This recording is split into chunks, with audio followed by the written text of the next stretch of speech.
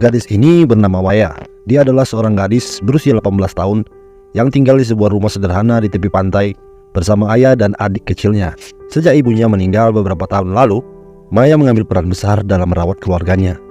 Ayahnya adalah seorang nelayan yang bekerja keras setiap hari untuk menghidupi mereka. Sementara Maya mengurus rumah dan menjaga adiknya yang masih kecil. Suatu hari, Maya berpamitan pada ayahnya untuk pergi ke kota dan bertemu dengan temannya bernama Tessa.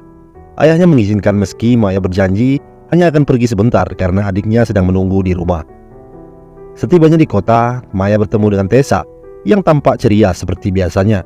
Namun, Tessa membawa Maya ke sebuah tempat yang tak diduganya. Di tempat itu, Tessa memperkenalkan Maya kepada pacarnya. Mereka berbicara sebentar, hingga seorang pria lain muncul, teman pacarnya Tessa. Sejak awal, Maya merasakan sesuatu yang aneh. Sepertinya pria itu memperhatikannya dengan intens, seperti tertarik padanya. Maya merasa sedikit canggung, tetapi dia tetap mencoba bersikap santai. Tessa lalu mengajak Maya untuk pergi bersama. Mereka naik ski di sebuah tempat yang jauh. Maya yang sudah merasa waktunya hampir habis, menolak dengan sopan. Dia tahu adiknya pasti menunggunya pulang, dan dia tidak bisa membiarkannya terlalu lama sendirian. Namun, Tessa terus memaksa, meyakinkan Maya bahwa semuanya akan baik-baik saja, dan mereka bisa cepat kembali. Maya ragu, tapi pada akhirnya dia tak bisa menolak ajakan Tessa. Dengan perasaan sedikit gelisah, Maya akhirnya setuju dan ikut bersama mereka. Perjalanan yang seharusnya singkat itu perlahan berubah menjadi sesuatu yang tak terduga. Setelah Maya akhirnya setuju, mereka berangkat bersama dan menaiki ski dengan semangat. Pria yang dikenalkan sebagai teman pacar Tessa menawarkan untuk membonceng Maya. Dan meski awalnya ragu, Maya akhirnya setuju. Saat mereka meluncur di atas air, pria itu terus memperhatikan Maya, berbicara dengan lembut dan mencoba membuatnya merasa nyaman. Maya yang semula canggung perlahan mulai menikmati kebersamaan mereka. Setelah beberapa waktu bersenang-senang, mereka berhenti untuk beristirahat di sebuah pantai yang tenang. Di sana, pria itu mulai mengajak Maya mengobrol lebih dalam. Percakapan mereka mengalir begitu saja, dan Maya merasa ada sesuatu yang istimewa dalam cara pria itu memperlakukannya. Entah bagaimana, Maya merasa nyaman dan mulai tertarik pada pria yang baru saja dikenalnya itu. Ketika waktu istirahat selesai, mereka kembali menaiki ski dan melanjutkan kesenangan mereka di atas air. Saat mereka masih asik bersenang-senang di atas ski, tiba-tiba terdengar suara riuh dari arah Tessa dan pacarnya. Ski mereka terbalik secara tiba-tiba, membuat Tessa dan pacarnya terjatuh ke air. Maya dan pria yang memboncengnya melihat kejadian itu dan panik. Namun mereka tidak menyadari bahwa pacar Tessa terjatuh tepat di depan mereka. Dalam hitungan detik, ski yang dikendarai Maya dan pria itu melaju terlalu cepat, tak sempat menghindar. Tanpa bisa dihindari, mereka menabrak pacar Tessa dengan keras. Benturan tersebut membuat Maya dan pria itu ikut terjatuh ke air, sementara ski mereka ikut terbalik. Di tengah kebingungan, mereka harus cepat bertindak, karena tabrakan tersebut bisa membawa dampak serius. Setelah kecelakaan itu, situasi berubah menjadi genting. Pria yang membonceng Maya terluka parah, tak mampu bergerak di air. Sementara pacar Tessa sama sekali tidak terlihat. Kepanikan menyelimuti mereka berdua. Dengan suara panik, Maya dan Tessa berteriak memanggil-manggil nama pacarnya, berharap menemukan sosoknya di antara ombak. Namun, seberapa keras pun mereka berteriak, tak ada jawaban. Di tengah ketidakpastian, Maya berusaha tetap tenang, mengapung di atas air sambil berpikir mencari solusi. Saat itulah dari kejauhan, Maya melihat sebuah kapal nelayan. Dia langsung berteriak, berharap mereka dapat mendengarnya. Kapal itu yang dikemudikan oleh seorang pria berhenti ketika pria nelayan tersebut melihat mereka melalui teropong. Dengan cepat kapal itu mendekat, dan pria nelayan tersebut menolong mereka untuk naik ke atas kapal. Namun pacar Tessa masih belum ditemukan dimanapun. Di atas kapal, pria yang tadi bersama Maya terbaring lemas dengan luka memar di beberapa bagian tubuhnya. Tak berdaya. Pria nelayan itu segera mencoba mengobatinya dengan alat dan bahan sederhana yang ada di kapalnya. Maya yang cemas memohon kepada nelayan itu agar segera membawa mereka ke darat, supaya pria yang terluka itu bisa dibawa ke dokter untuk perawatan lebih lanjut. Nelayan itu setuju dan mengarahkan kapalnya menuju daratan. Perasaan Maya campur aduk, lega karena mereka diselamatkan, namun juga takut karena pacar Tessa belum ditemukan, dan pria yang bersamanya dalam keadaan kritis. Tak lama setelah mereka naik ke kapal, Maya duduk di samping pria yang baru dikenalnya, yang masih terluka parah dan terbaring lemas. Namun di tengah kecemasannya, Maya tersadar bahwa Tessa tidak tampak dimanapun. Rasa khawatir segera muncul, dan Maya mulai mencari Tessa di sekitar kapal. Dia masuk ke bagian dalam kapal, memeriksa setiap sudut, tetapi Tessa sama sekali tidak ditemukan. Ketika Maya keluar lagi, dia melihat pria nelayan itu sibuk mempersiapkan sesuatu di dekat alat-alat kapalnya. Rasa curiga perlahan muncul di benak Maya, dan dia pun memberanikan diri bertanya tentang keberadaan Tessa. Nelayan itu hanya menatapnya sekilas dan menjawab singkat bahwa dia tidak tahu apa-apa tentang Tessa.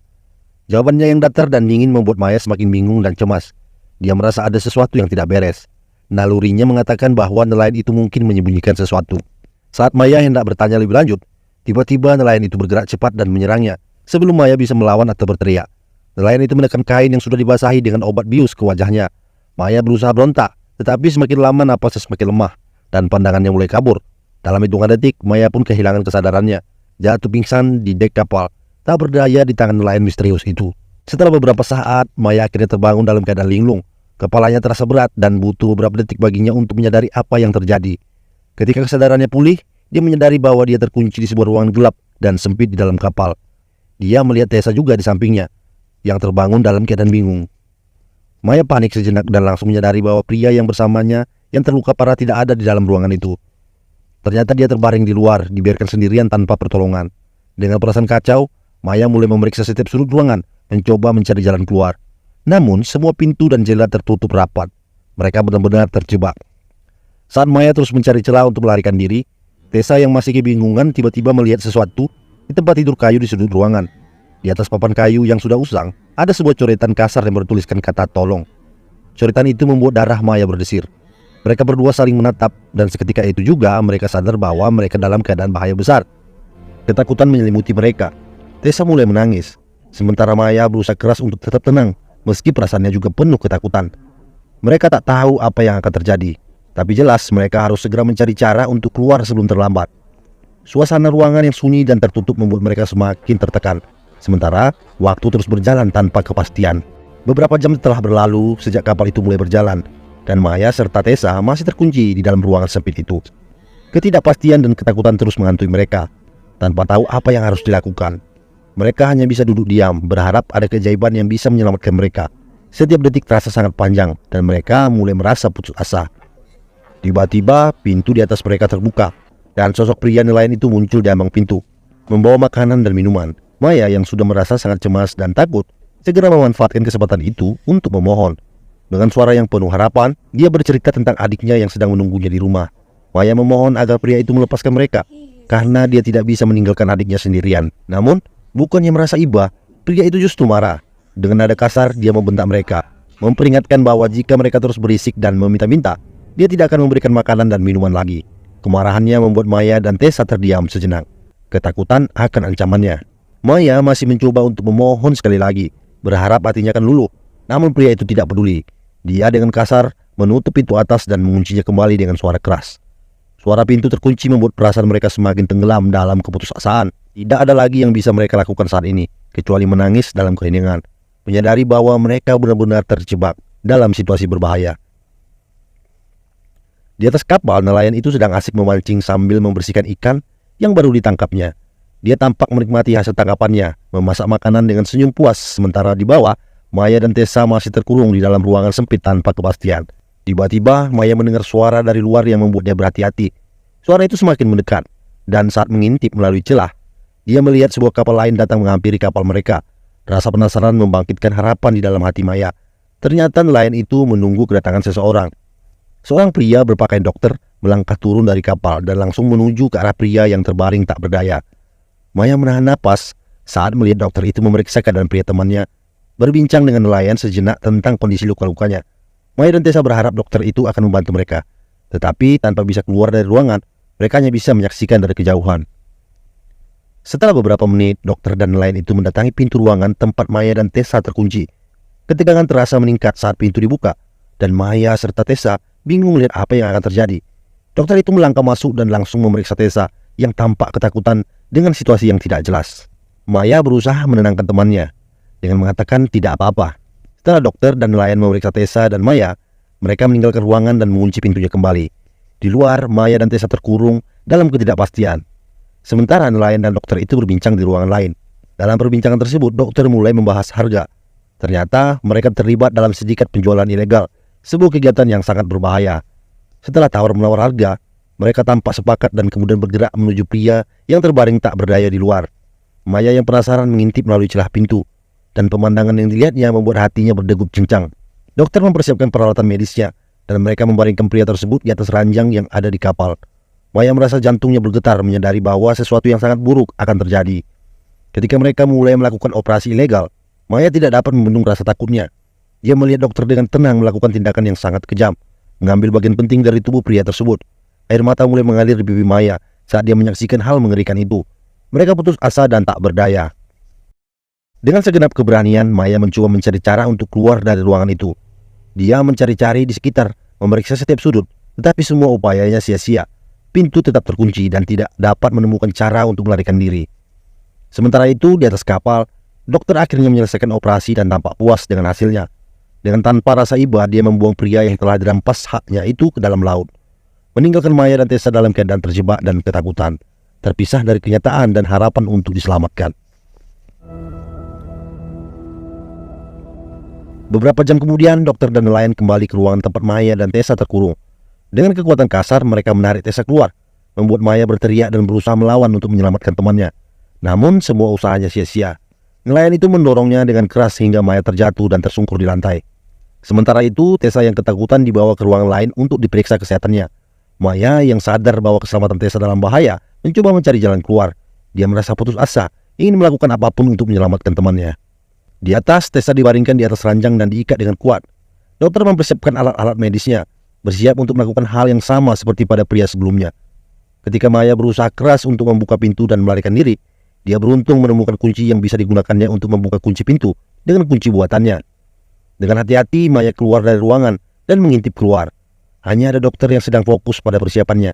Sementara, pria nelayan itu berada di dalam kapal, menghitung uang hasil penjualannya. Maya melihat kesempatan dengan cara hati-hati, mengambil senapan ikan yang tergeletak di dekatnya. Maya berjalan pelan mendekati dokter yang sedang lengah. Lalu tanpa ragu, dia langsung menembak dokter tersebut. Namun, dokter itu masih bisa memiliki kekuatan dan keberanian untuk melawan. Maya berjuang keras, berusaha menahan serangan baliknya.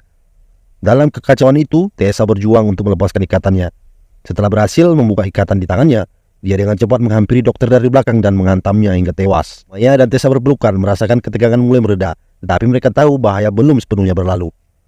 Di ruangan lain, nelayan mendengar keributan dan segera pergi memeriksa.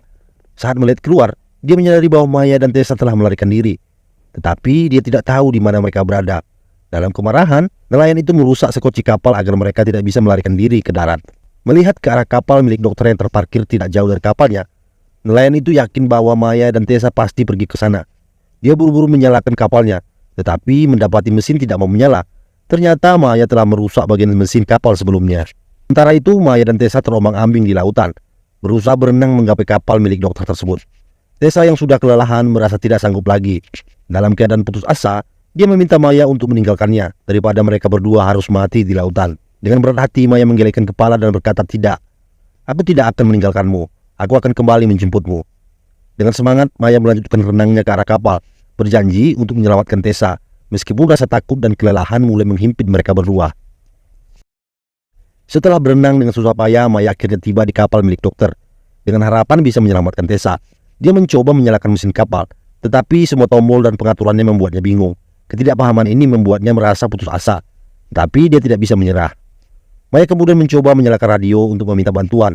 Awalnya tidak ada tanggapan, hingga tiba-tiba suara dari penjaga pantai menjawabnya. Polisi meminta informasi tentang lokasi Maya, tetapi dia tidak tahu di mana dia berada. Dalam keadaan panik, Maya mendengarkan petunjuk polisi untuk mencari alat suar yang dapat membantunya menentukan lokasinya. Maya segera mulai mencari, dan setelah beberapa saat, dia menemukan pistol suar. Namun polisi memberitahunya bahwa itu hanya berguna untuk jarak dekat, dan dia harus mencari alat suar lainnya. Dengan tekad yang kuat, Maya terus mencari hingga akhirnya menemukan alat suar yang dimaksud. Polisi memberikan instruksi cara penggunaannya, yaitu dengan melemparkan alat itu ke dalam air, agar mereka bisa mengetahui lokasinya. Namun sebelum Maya bisa melakukannya, pandangannya tertarik pada sebuah laptop yang ditinggalkan oleh dokter. Di layar, dia melihat beberapa foto wanita termasuk foto dirinya yang dipajang situs penjualan online ilegal. Kengerian menyelimuti hatinya saat dia menyadari betapa parahnya situasi yang sedang dihadapinya ini. Tiba-tiba Maya mendengar suara dari luar kapal. Dia panik, menyadari mungkin itu nelayan yang sedang mencarinya. Dengan cepat dia bersembunyi, berusaha menjaga diri. Suara radio polisi terus berusaha menghubunginya, tetapi Maya tidak mau menjawab. Nelayan itu naik ke atas kapal bergerak dengan hati-hati sambil mencari jejak Maya. Dia berusaha tenang, tetapi detak jantungnya semakin cepat. Saat nelayan itu semakin mendekat, Maya merasa terpojok. Tiba-tiba dari belakangnya, nelayan menyerang dan menikam perutnya.